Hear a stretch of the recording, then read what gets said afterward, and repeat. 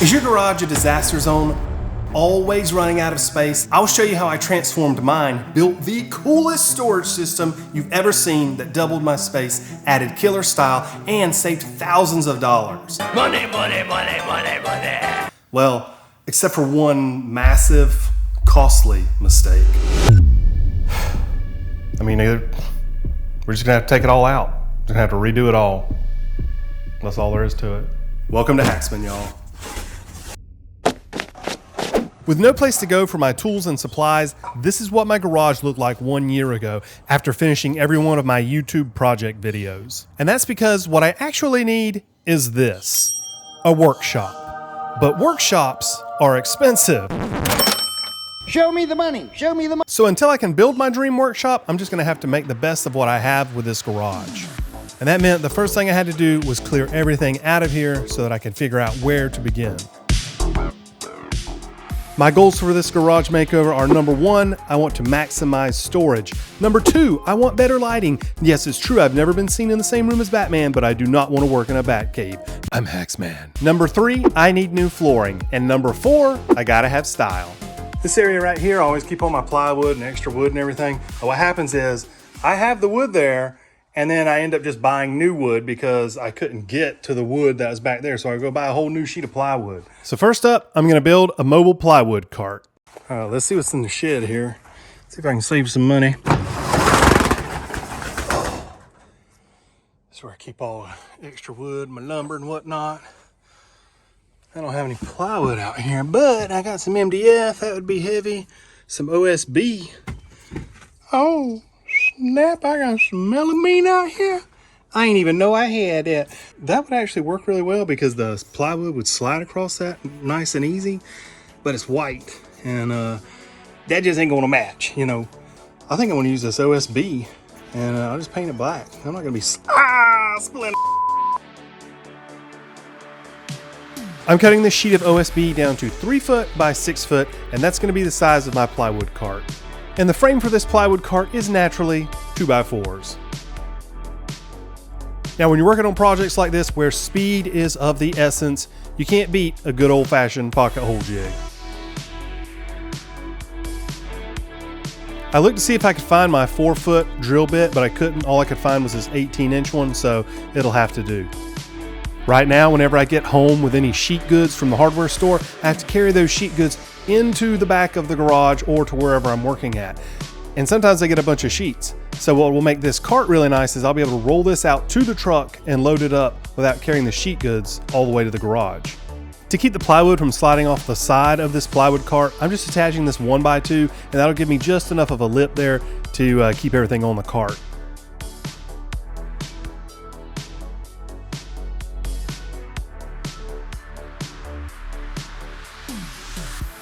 I picked up these casters off of Amazon, partly because of the size, and it is the perfect size, and they are lockable, but honestly, mostly because they're orange, and I love orange.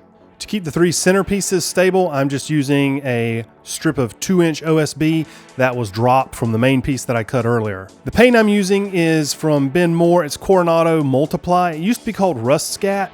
Man, I love this paint, and I'm not sponsored by them by any means, but I love using it on everything because it will stick to anything. Metal, wood, plastic. Let's add some storage to my workbench.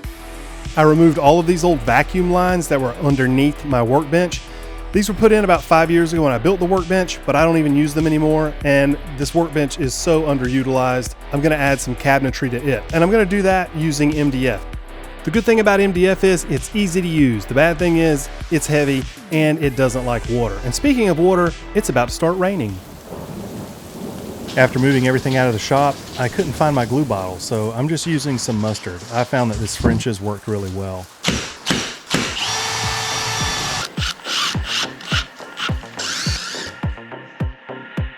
Once I got the cabinet dividers installed, I went ahead and drilled holes for the adjustable shelves, and then I attached the back. The channel has seen a lot of rapid growth over the last 6 to 8 months, so thank you all very much for that. If you're not subscribed, please make sure that you do subscribe, and if you enjoy the videos, please give it a thumbs up and share them with somebody else who you think would enjoy it. It really helps the channel out a lot. Now, if you're new here, my name's Adam. I was a professional cabinet builder and furniture builder for almost 20 years before I decided to do YouTube full time. So that's how I got here. This channel's all about me and my family doing fun DIY projects, both indoors and outdoors around our home. Now, sometimes I'll do something crazy like build the world's smallest camper too, so you don't want to miss videos like that. Now I'm just rolling on that same black multiply paint that I used on the plywood cart. When I was cutting the cabinets out earlier, I went ahead and cut these doors out as well, and now I'm just going to apply a round over to all of these. Although this video is not sponsored by Craig, you can clearly see that I do like their tools. I'm using the Craig cabinet hinge jig to drill out for the hinges.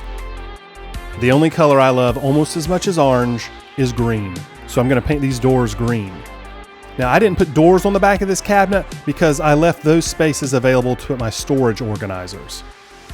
Which is perfect because I store things like my hinges and hinge plates in those storage organizing boxes. Once I got done with my workbench, I went ahead and repainted all of my existing cabinets and toolboxes to match. But all of this work is for nothing if I can't see what I'm doing. It's too dark, the visibility sucks. I keep a couple of these filming lights in here at all times to brighten things up, but as you see, they're kind of big and they take up a lot of floor space. I want to get them out of here. So I'm going to put a fresh coat of paint on the ceiling and hopefully that'll brighten things up.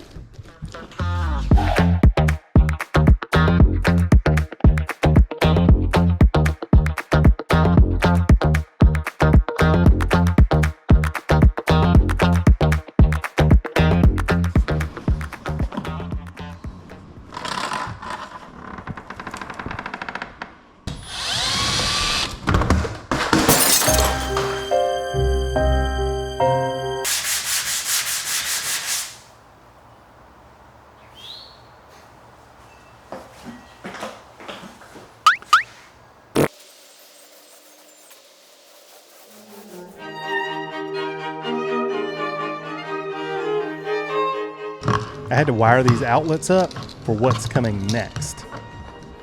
Oddly enough, on the radio, Burning Down the House started playing, which kind of freaked me out a little bit, but fingers crossed.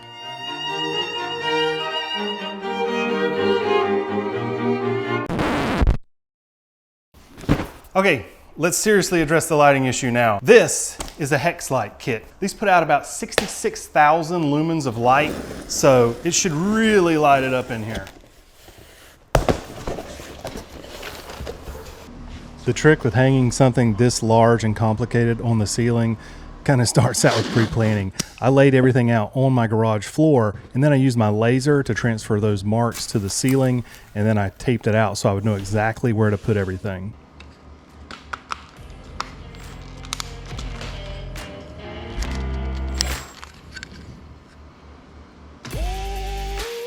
To hang these lights, I highly suggest you have 3 daughters and a wife. If you don't, you probably need to call some buddies over.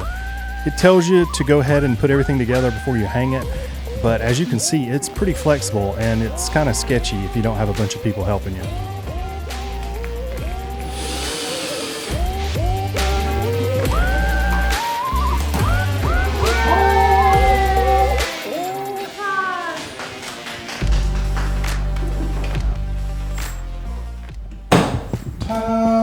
Oh Lord, oh Lord, when we get that thing up there on the ceiling, Lord, that's gonna be bright. Actually, also before we hang it, let me go ahead and plug it in up here. I'll make sure it works. Oh, that's not even funny. It scared me. I had been looking at these lights for months, and actually I was able to buy them at just the right time when they were on sale, and I saved about $200. I think this whole setup was about $400. Are you ticklish? Hey, watch out, back up. I'll fall off. Careful. Hold 2 hands. You gotta hold that with 2 hands. 2 hands. 2 hands. Stop! 2 hands. Stop! The perimeter is just plugged in, so that's going to stay on all the time. We leave this light on anyway, but the hex part is on a light switch. Oh yeah. Let's do this. You know how sometimes before you buy something really big, you think, should I buy it? Should I not buy it? Is it worth it? Is it really going to be as awesome as I think it is? Let me tell you, these lights are freaking amazing. With the lighting complete, I could go ahead and paint the walls of the garage. Now, I painted one wall an accent wall to match the ceiling. The other, I painted this light shade of gray.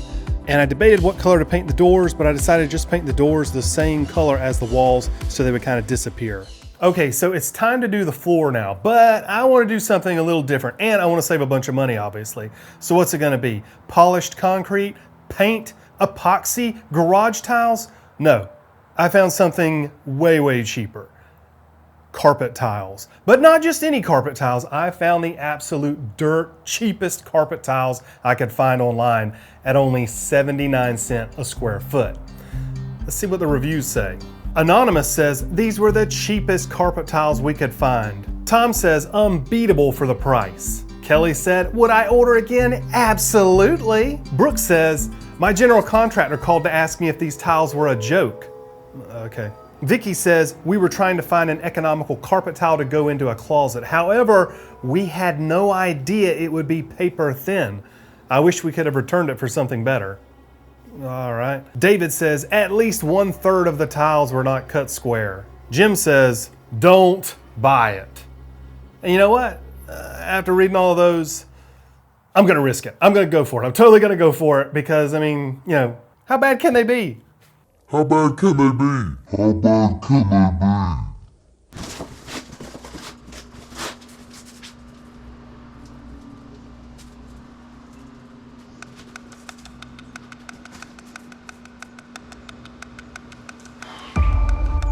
They're cut uneven. Check this out. I haven't even started sticking them yet. Here's the black one. I lay the gray one beside it. It's like 1/2 inch almost. Plus, if you look at the edge here, it's like they're cutting these with scissors with their toes. Oh, no. I decided I didn't have any other options but to persevere and eat this elephant one bite at a time. And I can tell you right now, putting these tiles down was a real painus in the anus, okay? Because so many of them were so out of square and I had to cut just tiny little bits off of some of them and bigger pieces off of other ones. Luckily, as I went through more and more boxes, they became easier to install, although all of them had problems with the glue wanting to pull off. But as I said, as I went along, I was able to stretch and pull and kind of reshape some of them as I went along, which did make the project go a little bit easier.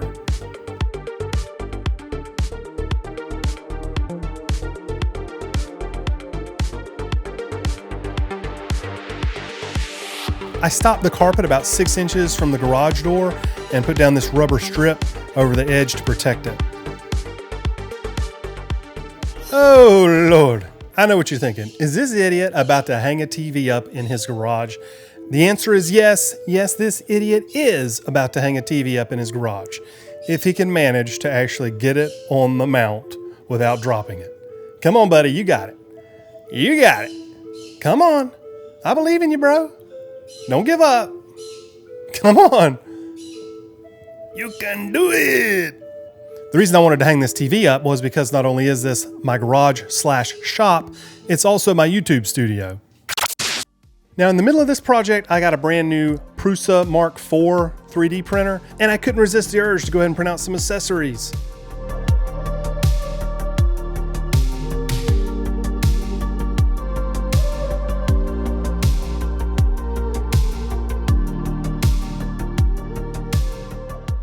The garage is looking better, but I still need somewhere to put all this stuff. I just found the most amazing storage system ever online that will hold all of my stuff. But there's one huge problem. It costs between $5,000 and $7,000 doll hairs. Yeah, I'm not spending that. It's an amazing system if you can swing it, but I'm gonna build my version for a fraction of that cost. The inspiration cabinet uses a pallet rack for the frame, but by the time I order a pallet rack and get it shipped to my house, I'm over $1,000. So I'm gonna be using 4x4s, and I paid $60 for 4 of them.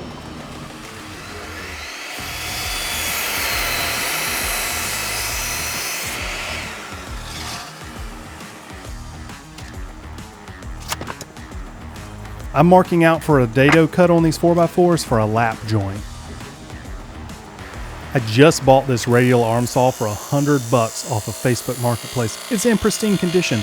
I wanted to use it as a dedicated dado saw, and I'll show you why they quit selling these to consumers in 5, 4, 3, 2, 1. Right now I'm trying to figure out, do I let go of the saw? Do I let go of the 4x4? I chose the 4x4 because there's no trigger on this. You have to flip the switch above you, so your hand's got to come off of something. Yeah. I guess that's why they're dangerous. After a brief underwear check, I was good to go to finish these dado cuts. However, I did a shallow pass first and then went back and did a second cut for the full depth. I can tell you that for over 20 years, I have used pretty much every woodworking tool, every construction tool there is, like every day, thousands of times. Nothing gives you the pucker factor like a radial arm saw. That thing is nuts. Next, I cut some 2x4s down to the full width of how big I want this cabinet to be. I'm going with 3 feet, but you could make it 3 feet, 4 feet, any size in between. I'm gonna put these 2x4s across here, and look, we're not building fine furniture here, okay? It's a storage cabinet. I can screw these down, but let's get a little bit of Forstner bit action going on.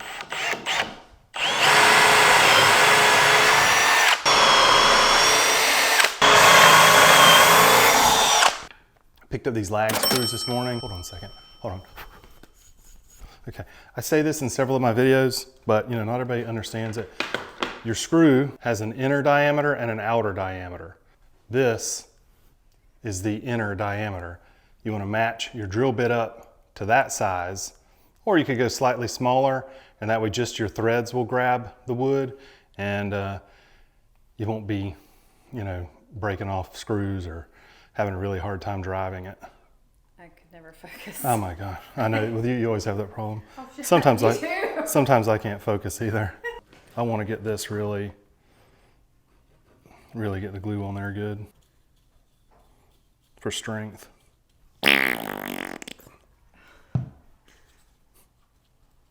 That wasn't the glue bottle, by the way. I really thought it was, and I was like, oh my gosh, she just did that for real. Washer, lag screw.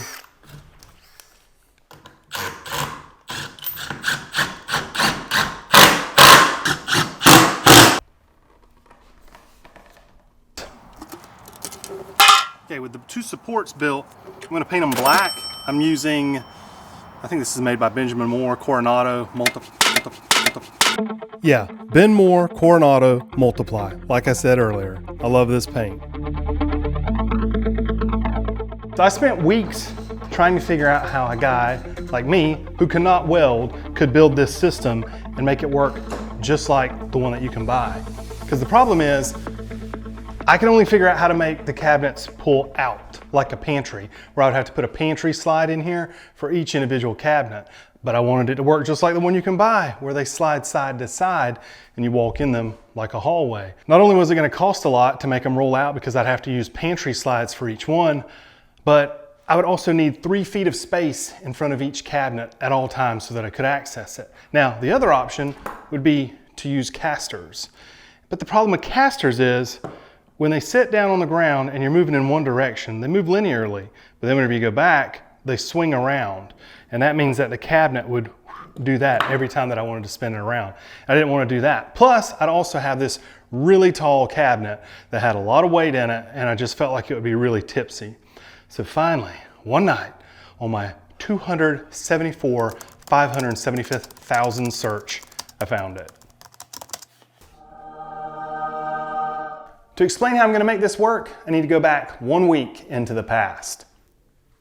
Hey, I'm Last Week Adam, and this is Strut Channel. Now, if you're an electrician or a plumber or work in HVAC, you're probably familiar with this. But if you don't, you're wondering, what is Strut Channel? It provides a mounting solution for things like ductwork, for HVAC or conduit, things like that. But it's also used in factories where they mount it overhead to move heavy objects from one end of the factory to another. And the way they do that is by using this. This is a trolley. Take the strut channel, mount it overhead, trolley slides inside the strut channel, And just like that, you've got a way to move things. This particular trolley is rated for between 300 and 600 pounds. The rating actually changes depending on how fast you roll it. Obviously, I'm not gonna be rolling it far or fast. The strut channel is rated for 3,000 pounds. Now for this build, I'm gonna be using 2 strut channels. So I'm good for 6,000 pounds, and I'm gonna have 4 trolleys on each cabinet. So there is no way that weight is gonna be an issue. You can buy this at Lowe's or Home Depot. Do make sure you get the 12 gauge channel though, so that it can carry that weight. One of the best things about strut channel is it requires 0 welding. It's like a giant erector set for adults. You have these clamps that fit around the channel, and then you bolt those clamps to whatever structure is going to be carrying the weight of this, whether that's the ceiling or a pallet rack system. Not only is this the perfect solution to my problem, but it also costs less than using a bunch of heavy duty slides. Okay, back to you, Adam. You're the man. No, you're the man. No, you are. Nah, I love you, bro. With the slide situation resolved, I just had to figure out how I'm gonna support everything. So I could take a couple of 2x10s on each side, and I could sister, sandwich, scab, whatever you wanna call it, them together, and that would be strong enough, I'm pretty sure, for 9 feet to carry that weight. And then I could use the aforementioned hangers like I talked about. But to prevent any sag whatsoever, I'm gonna do a teensy weensy bit of welding. I'm using 2x6 tubing because I want this to be super strong. Now in my last video, I welded aluminum for my tiny camper, but this was my first welding project ever last year, and my friend Travis taught me how to do this. Now again, you don't have to use metal. You can do this. You could actually do this with 4x4s if you wanted to. Excellent for your first time. When I got the beams home, I cleaned them off and painted them with the same paint that I had used on the 4x4s earlier. Once I got the beams cleaned up, I went ahead and gave them a coat of paint with the same paint I've painted everything with. Then I decided to go ahead and start drilling out the floor so that I could mount the frames.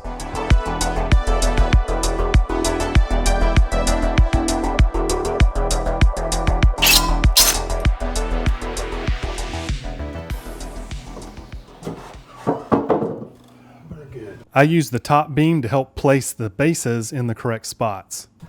The frames were slightly out of plumb, so I just dropped some washers down on one side to lift them up and get them plumb.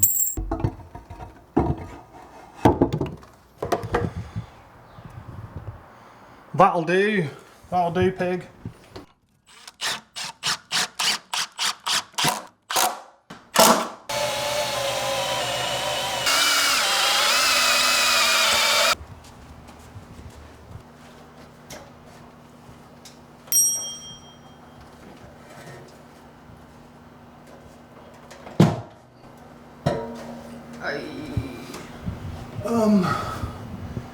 Yeah, we'll fix that later. Clearly, a 2-man job. Can we help you? No, Okay. I'd rather suffer through it.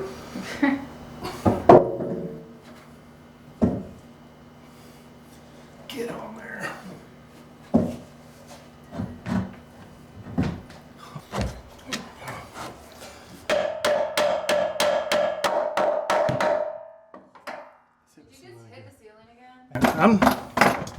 I'm not gonna lie. That actually went better than I was afraid it might go. Oh, I put it on there backwards. No, you did not. Shut No, I up. did not. Oh my gosh. Not bad at all.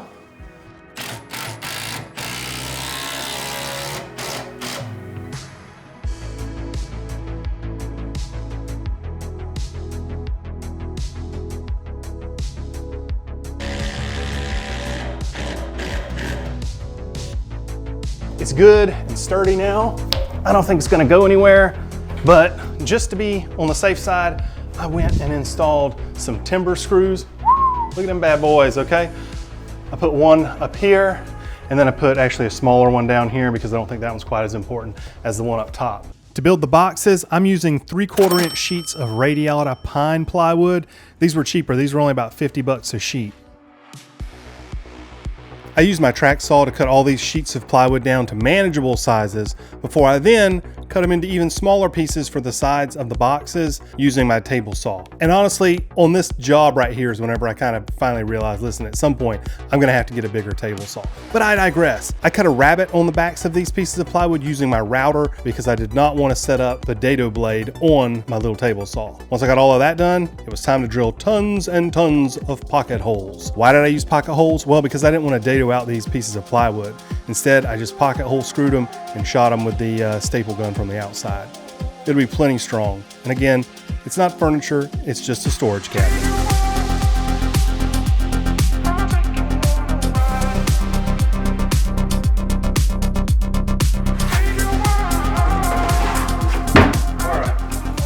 That is my 5 boxes built. Oh, let's cut some backs out. As you can see here, I've got 4 that are 12 inches deep, and I've got 1 that's 16 inches deep. That's because these are all going to be for something different. Obviously, this is for deeper stuff to sit on, but I'm going to have some of these where I can hang my clamps in them. Some of them are for like lawn tools. I've got kind of a cool surprise I'm going to do in one of them.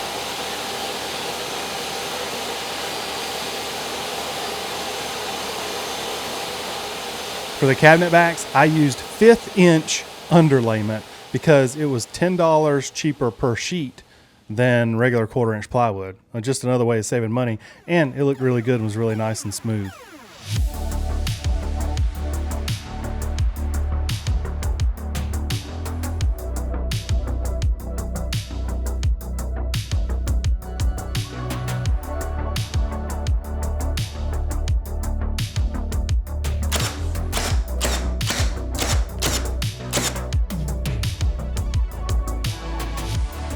With the boxes built, I just went back and filled all the holes with some Bondo.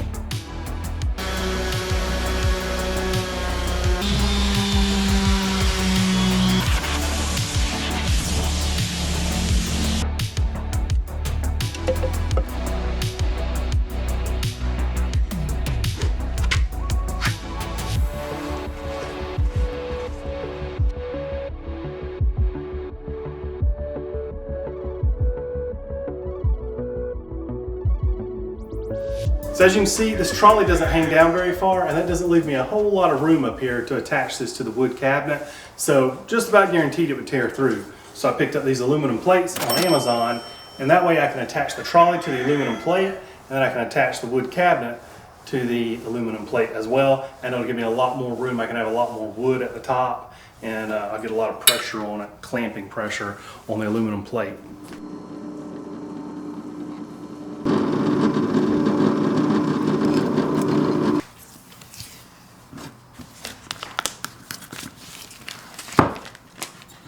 Now that I got the first one marked off, I can go ahead and use that as my template to mark all the rest.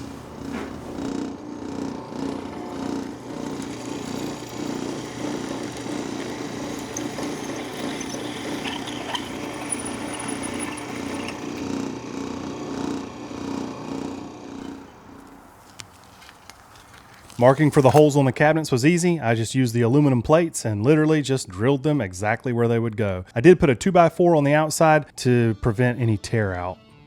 To attach the plates, I'm going to be using 1 inch by, I think these are 1.25 inch bolts.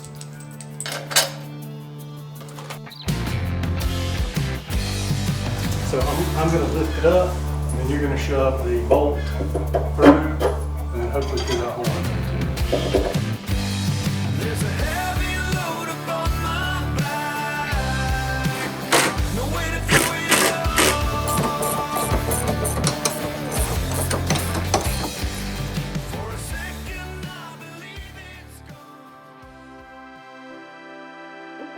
So how much did I actually save by building this storage cabinet myself? Well, the total cost was $1,396. That's a whopping $5 grand I saved just on this one cabinet.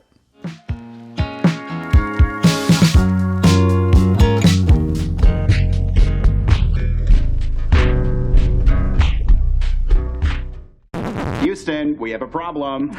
I mean, we're just gonna have to take it all out. We're gonna have to redo it all. See, shortly after finishing the garage, I finally broke down and bought a bigger saw and a dust collector. Started tackling metal work, and the foot traffic in the garage just exploded. My budget flooring proved the old saying is right. Sometimes you really do get what you pay for. And sometimes less. These carpet tiles were great after a few months, but now 1 year later and they're in terrible shape. But I have a new plan.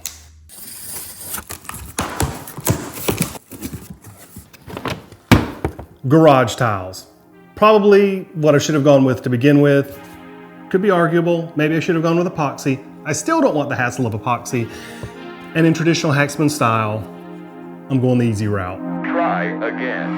Well, easier. I still have to get everything out of this garage again, but at least it's not as difficult as it was the first time because it's not a mess. What you thinking? I'm thinking we might not take this carpet up. If I leave the carpet down, that will add sound deadening, that will add insulation, and most importantly, There's less work. exactly. But if I'm gonna leave these carpet tiles down, that means I have to get them as clean as I possibly can, including getting up as many of those metal shavings up as possible. Actually, that came out pretty clean. You can see the orange tiles are where I replaced other ones that were just really bad. There's still some that are kind of loose. We have 4.5 hours, Tyler. You think we can get this done? I mean, 4.5 hours before it starts getting dark. To be honest, I think we'll get halfway to 3/4 maybe. I mean, I think that's being, you know, we'll get it done. We'll get it done. That's the spirit, Rodimus. That's the spirit. If we don't finish today, that means we have to drag all of this stuff back into the garage tonight, then drag it all back out tomorrow, and then back in again once we finish. Oh, that would be terrible. Right. So I like my checkerboard pattern, so we're gonna stick with the checkerboard pattern. We've got a graphite and an alloy. Looks like plastic. It is, these are plastic. They're plastic tiles. They've got like this grid thing on the, what are you laughing about? I was trying to be punny, okay? You said it was graphite and alloy. I was like, it looks like plastic.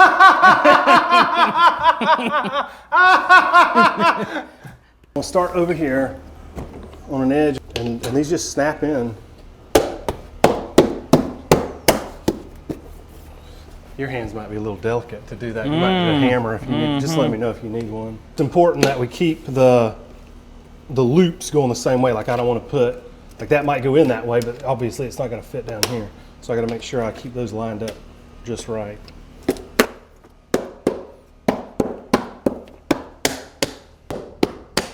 We'll do a strip all the way this way, and then we'll kind of come back this way. We'll make an L, and then we'll start forming that L, and I think that's how you keep everything square.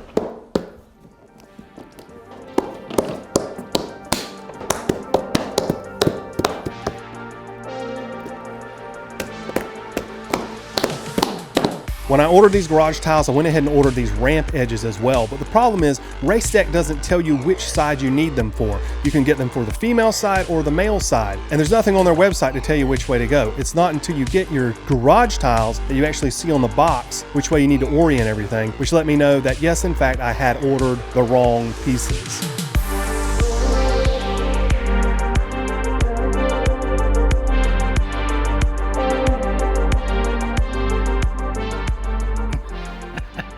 What happened, Tyler?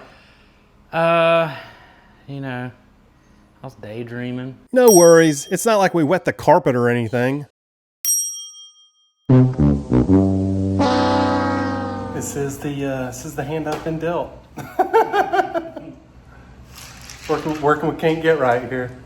Time for the first cut. I want to cut this 5 3/8, but I have to make sure that I cut it 5 3/8 from that edge right there, and I want to leave these little loops so that I can put it in here and slide it up underneath there and lock it in. Now I'm just gonna have to cut all these down that line. 90% done. 90% done on the floors, but now we're at the tough part. And I knew this would be the most time consuming.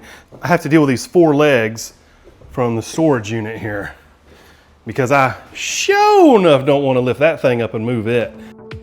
Fortunately, I was still able to get access to my bandsaw amidst all of the junk that I'd moved out, and I was able to cut out these pieces. Now, as it turns out, this didn't go as bad as I thought it would. We were actually able to cut these out fairly quickly and get all the pieces down. I was really dreading cutting these out for nothing. It went really smoothly. Behold, the final piece.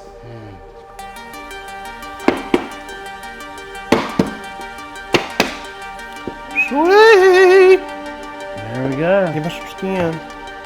Oh yeah. Okay guys, it's finally time for the actual reveal. But real quick, did you know that most of the music you've been listening to in this video was co-produced by me? And you can stream it for free on Amazon, Spotify, Apple, even YouTube, most any place you stream music. It'd mean the world to me if you'd go give it a listen. Just search for Haxman on your favorite streaming service or check out the link in the description. Okay, now for the reveal.